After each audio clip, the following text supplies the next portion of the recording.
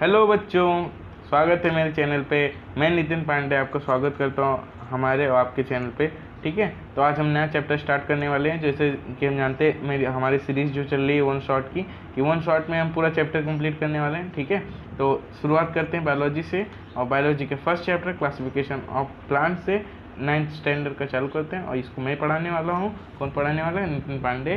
तो स्टार्ट करते हैं। Classification of plant.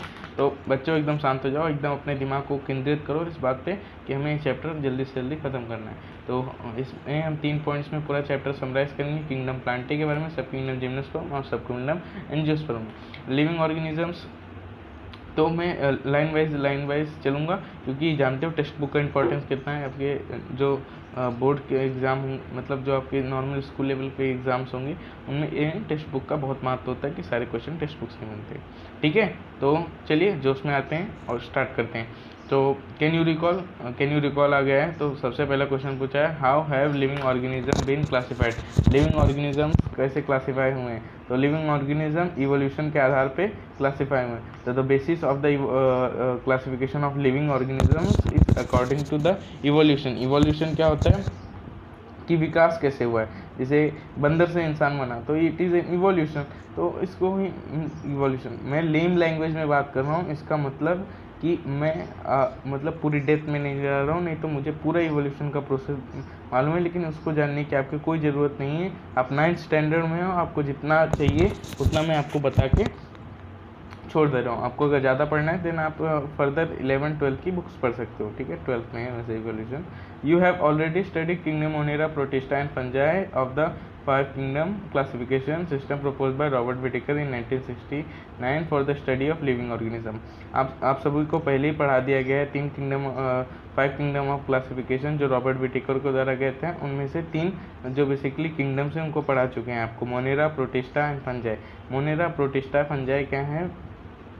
शुरू के जो इनिशियल ऑर्गेनिजम्स थे धरती पे, उनके कैटेगरी अभी भी प्रेजेंट्स हैं, ऐसी कोई बात नहीं है। बट मतलब शुरुआत में वही आए, उसके बाद यूकैरियोट्स में प्लांट्स एंड एनिमल आए।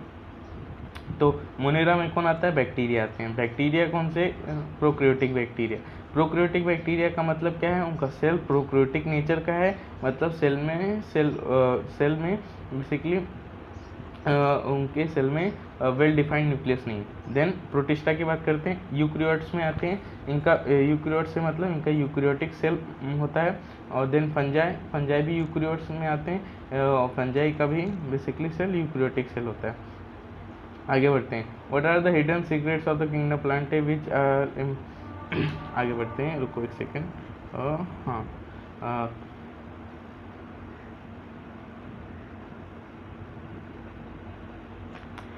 what are the hidden secret of kingdom plantae which impart the green freshness to the surrounding? तो प्लांट बेसिकली जो green freshness around the surrounding बनाए रहता है उसके कलर की वजह से। देन वो ऑक्सीजन मतलब एटमॉस्फेयर में छोड़ता रहता है, इसीलिए एक फ्रेशनेस बनी रहती है। How much diversity is there in this kingdom, let us see. मतलब इस किंगडम में जो प्लांट, जैसे हमने पहले 3 किंगडम पढ़ लिया, मोनेरा, प्रोटिस्टा और फंजाई, उसके बाद जो हम लोग प्लांट्स पढ़ने वाले हैं इनमें डाइवर्सिटी कितना है इसको हम देखेंगे। ठीक है, मतलब कितने तरीके के प्लांट्स और हैं। तो देखो, आप सबसे पहले ये जो चार्ट है जिसको मैंने आपको नहीं समझाया है, इसको मैं समझा देता हूँ। ठीक है, सबसे पहले तो ये लिविंग ऑर्गेनिज्म को हमने इवोल्यूशन के आधार पे क्लासीफाई किया। जो सबसे पहले आया वो प्रोक्रियोटिक, जो उनके बाद आए उनके सेल में जो डेवलपमेंट हुआ, उसके बाद वो यूक्रियोटिक बन गए। प्रोक्रियोटिक में बैक्टीरिया आते हैं, बैक्टीरिया को मोनेरा कहते हैं, उनका किंगडम मोनेरा हमने कंप्लीट कर दिया। मतलब ब्रीफ दे रहा हूँ, यही एग्ज़ाम में लिखना है, ज़्यादा डिटेल में मत जाओ। ठीक है, जो उन्हें पढ़ाने को तो मैं पढ़ा सकता हूँ। ये चैप्टर हमारे क्लासेस में करीबन 5-5, 6-6 घंटा चलता है, क्योंकि हम लोग जेईई और नीट की पढ़ाई करवाते हैं। जे की बेसिकली बायोलॉजी जेईई में नहीं आता, नीट में आता है सॉरी, बट थोड़ा सा हड़बड़ी में बोल गया। तो ये क्लासेस में चैप्टर 6 से 7 लेक्चर चलते हैं इसके ऊपर। तो इतना डीप में आपको नहीं करना है, कोई ज़रूरत नहीं है। एग्जाम बोर्ड में आपको 9th के एग्ज़ाम में इतना कोई डिटेल में पूछने वाले नहीं है। ठीक है, तो वैसे मैं पढ़ा दे रहा हूँ। तो लिविंग ऑर्गेनिजम्स को हमने एवोल्यूशन के आधार पर डिवाइड कर दिया। सबसे पहले है प्रोक्रियोटिक, प्रोटोक्रियोटिक में आते हैं बैक्टीरिया, बैक्टीरिया होते हैं मोनेरा, यूक्रियोटिक फिर है यूक्रियोटिक, यूक्रियोटिक मतलब उनका सेलुलर स्ट्रक्चर यूक्रियोटिक नेचर का है, मतलब सेल्स जो हैं यूक्रियोटिक सेल्स हैं। दो तरीके के होते हैं यूक्रियोटिक सेल, अगर सेल अकेला है यूनिसेलुलर, अगर सेल कई सारे सेल्स मिलके एक ग्रुप बना दे रहे हैं multi cellular organism. Multi cellular unicellular organisms में कौन आते हैं, प्रोटिस्टा में आते हैं, उनके पास सिंगल सेल होता है। जैसे एक एग्जांपल देख लो उधर अपने टेक्स्ट बुक में ओमीबा। मल्टी सेलुलर की बात कर लेते हैं, मल्टी सेलुलर की बात करते हैं। देखो मल्टी सेलुलर जो यूक्रियोटिक ऑर्गेनिजम्स हैं वो दो तरीके के होते हैं, एक होते हैं प्लांट्स, एक होते हैं एनिमल्स, ठीक है। और जो मल्टी सेलुलर प्लांट्स होते हैं और साथ ही साथ एक फंगाई भी आता है तीसरा को। देखो मल्टी सेलुलर मतलब उनको दो तरीके से कैटेगरी में क्लासीफाई किया गया कि जो basically on the basis of their cell structure के बेसिस पे कैसे क्लासीफाई किया कि सेल में सेल वॉल प्रेजेंट है कि नहीं। सेल वॉल क्या होता है, एक ऑर्गेनल होता है, मतलब एक स्ट्रक्चर होता है जो सेल में प्रेजेंट होता है। सेल क्या होगा आप पूछोगे, सेल होता है basically basic unit of the जैसे आपने डिफिनेशन पढ़ा होगा, it is a basic unit of living organism. Basic unit का अर्थ मेरा क्या है, बेसिक यूनिट का कहने का अर्थ मेरा है कि आप अगर अपनी दीवार को देखो, दीवार किससे बनी होती है, ईंटों से। ईंट क्या है, उसकी बेसिक यूनिट है, ठीक है। समझ रहे हो, जाग जाओ बाबा, सो मत, एग्जाम्स आर देयर, सो मत, ठीक है। मजे में पढ़ेंगे, इसको फटाक से ख़त्म करेंगे यार, इतना टाइम नहीं लगाने। तो जैसे कि बोले सेल स्ट्रक्चर के आधार पर इसको निकाला है कि जो सेल डिवाइड किया है, सेल अगर वॉल प्रेजेंट रहेगी तो दो हो जाएंगे, दो कैटेगरी हो जाएंगी, एक प्लांट और फंजाई। और अगर सेल मेम्ब्रेन अगर नहीं सेल वॉल नहीं रहेगी तो एनिमल्स में आ जाएंगे, ठीक है। आगे बढ़ते हैं, इधर मैंने पहले से अंडरलाइन करके रखा है आप लोग के लिए कि डेफिनेशन ऑफ प्लांट बता के रखा है। Which are the special organelles that differentiate plant cell from the animal cell. कौन सा ऐसा ऑर्गेनल है जो बेसिकली प्लांट को एनिमल सेल से अलग करता है, प्लांट सेल को एनिमल सेल से अलग करता है, तो वो कहता है क्लोरोप्लास्ट है और सेल वॉल है, ठीक है। दोनों का अर्थ आगे चल के आप पढ़ोगे भी, कोई जरूरत नहीं। The group of autotrophic living organism having eukaryotic cell with cell wall is the group of plant. इधर डेफिनेशन दे दी गई है आपको, डेफिनेशन दे दी है आपको प्लांट की। तो प्लांट की डेफिनेशन क्या है कि ऑटोट्रोपिक लिविंग ऑर्गेनिज्म है, मतलब अपना खाना खुद से बनाने वाले। यूकैरियोटिक सेल उनका स्ट्रक्चर है, देन उनके अंदर सेल वॉल प्रेजेंट है, उन्हीं को हम प्लांट्स कहते हैं। Plants have become autotrophic as they can perform photosynthesis with the help of chlorophyll. तो प्लांट्स को हम ऑटोट्रोपिक इसलिए बोलते हैं क्योंकि वो अपना खाना खुद बनाते हैं, क्योंकि उनके पास क्लोरोप्लास्ट प्रेजेंट होता है। क्लोरोप्लास्ट क्या करता है, जो सन के द्वारा एनर्जी, हमारे पूरे सोलर सिस्टम में जो मेन एनर्जी का सोर्स है वो सन है, ठीक है। तो वो जो उसके पास जो केमिकल्स होते हैं, ठीक है, जो कुछ केमिकल्स होते हैं, क्लोरोफिल होता है उनके क्लोरोप्लास्ट में, और उसके हेल्प से वो सन की एनर्जी को ट्रैप कर लेते हैं और उससे अपना खाना बनाते हैं, ठीक है। Living organisms of kingdom Plantae are the main source of food for all other living organisms. जो लिविंग और जो प्लांटे लिविंग ऑर्गेनिजम्स हैं वो मेन सोर्स हैं फूड के लिए, मतलब एनर्जी के लिए, to all other living organism present on the अर्थ।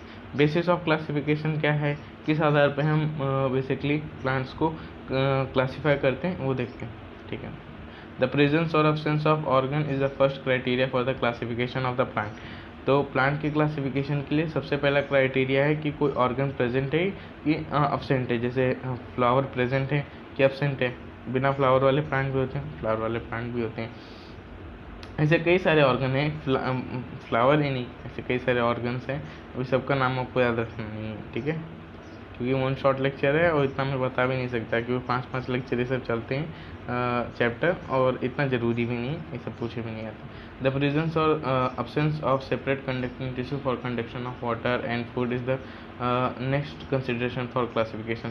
पहला क्या हुआ कि ऑर्गन, दूसरा क्या हुआ कि सेपरेट कंडक्टिंग टिश्यू प्रेजेंट है कि नहीं। सेपरेट कंडक्टिंग टिश्यू से अर्थ मेरा क्या है, और या फिर टेक्स्ट बुक क्या बताना चाहती है सेपरेट कंडक्टिंग टिश्यू से, कि जो बेसिकली जाइलम एंड फ्लोएम है वो प्रेजेंट है कि नहीं, इसका सरल अर्थ यही।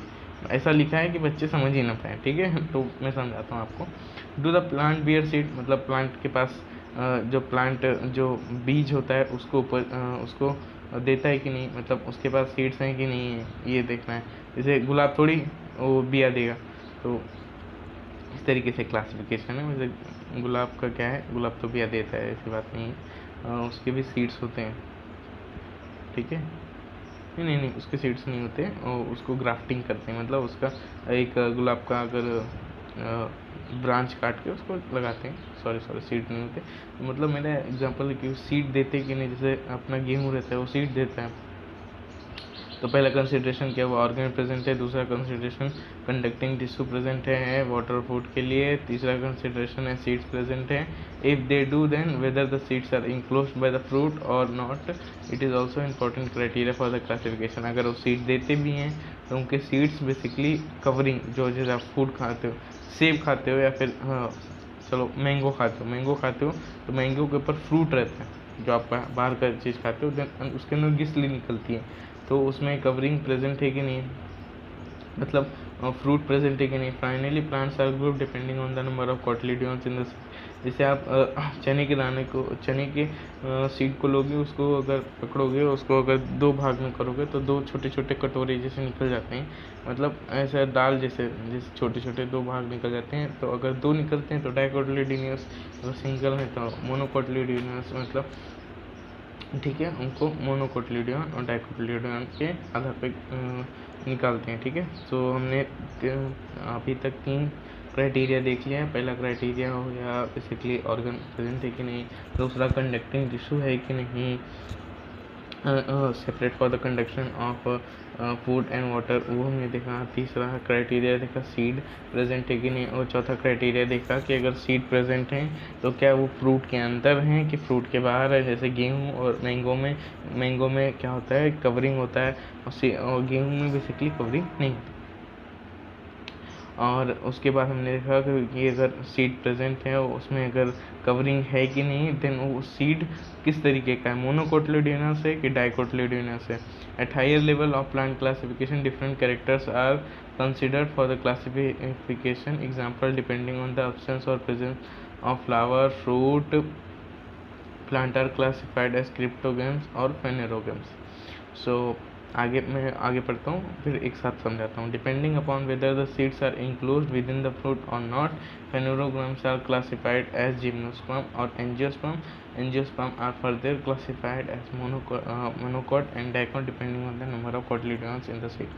देखो, जैसे और हायर लेवल पे हम प्लांट क्लासिफिकेशन में जाएं तो जैसे कि हमने देखा कि हम लोग कंसिडर करते हैं क्लासिफिकेशन के पास कि उनके पास कोई ऑर्गन, जैसे कि फ्लावर प्रेजेंट है कि नहीं, फ्लावर प्रेजेंट है कि नहीं।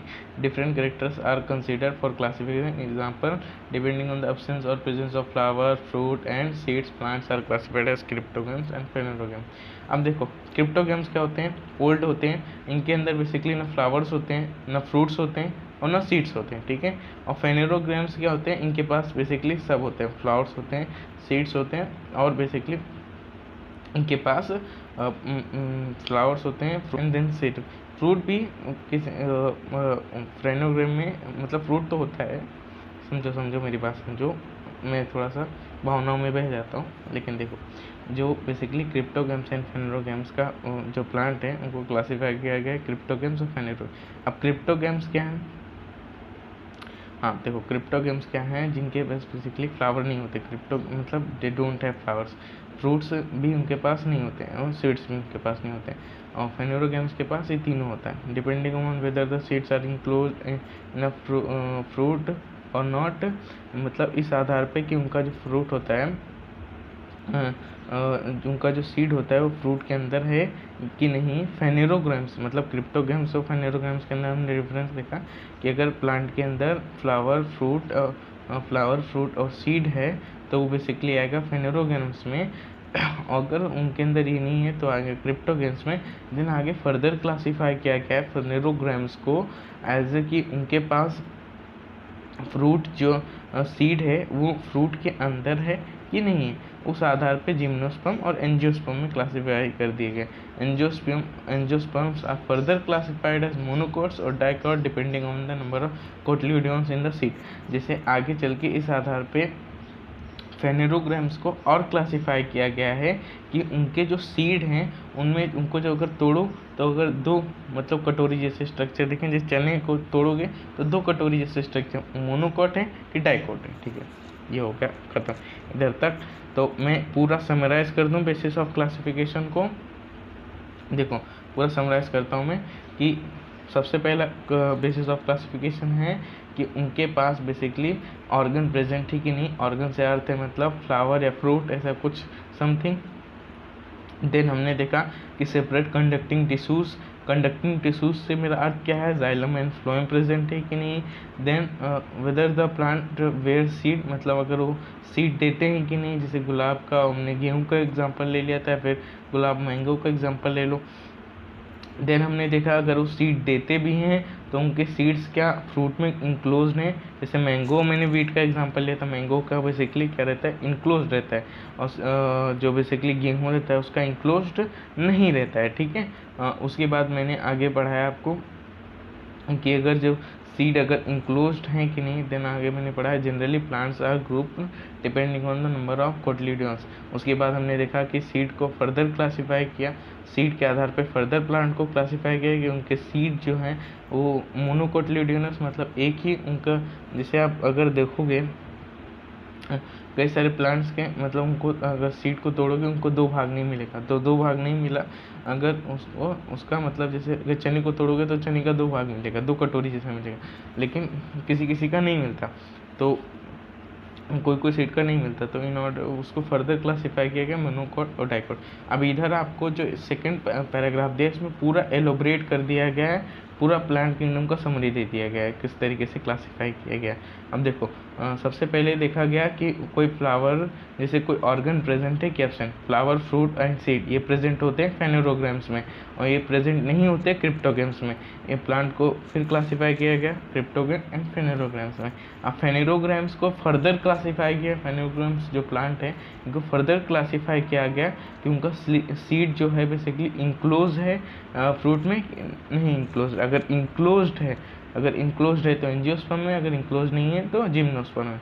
अब एंजियोस्पर्म को फर्दर क्लासिफाई किया गया है कि वो मोनोकोटलीडोनस है कि डाइकोटलीडोनस है। जैसे मैंने मोनोकोटलीडोन और डाइकोटलीडोन कई बार पढ़ा चुका हूँ, तो अभी कुछ देर पहले बताया था। तो ये पूरा हो गया बेसिस ऑफ क्लासिफिकेशन। अगर आई होप आपको पूरी तरीके से समझा होगा जैसे मैंने समझाया। और साथ में एक बाजू में एक पैसेज दिया है, मतलब एक छोटा सा कॉलम दिया है, उसके बारे में भी देख लेते हैं। An introduction to scientist 1883 sorry ज़्यादा हो रहा है मेरा, बट थोड़ा सा फर्स्ट वीडियो है और थोड़ी सी घबराहट भी है, दैट्स वाई। सो ऐसी कोई बात नहीं है। An introduction to scientist in 1883 Tickler, a botanist, classified the kingdom Plantae into two subkingdoms. As the result, two